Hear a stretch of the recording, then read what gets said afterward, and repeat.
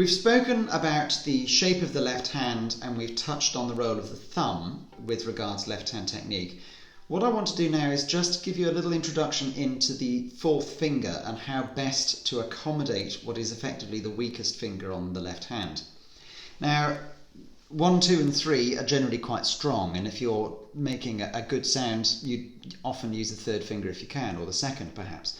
But the fourth is generally regarded as the finger you only use if you have to. Now, it doesn't have to be that way. As long as you can get your hand into a shape that's conducive to a good, strong application of the fourth finger, then it's a lot more useful than you might otherwise think. The best thing to bear in mind for this is to bring the elbow underneath the instrument. So if you can almost imagine there's a line that goes through the fourth finger, the point of the fourth finger, and the elbow. That way, you've got a good, strong line and a good action with regards to putting the fourth finger down.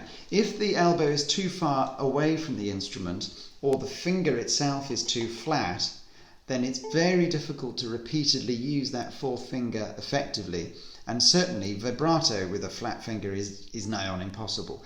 So a good rounded fourth finger with the elbow as far underneath as possible will ensure that you're not using any undue effort, and you have a functional fourth finger that can be used both melodically and expressively and of course technically.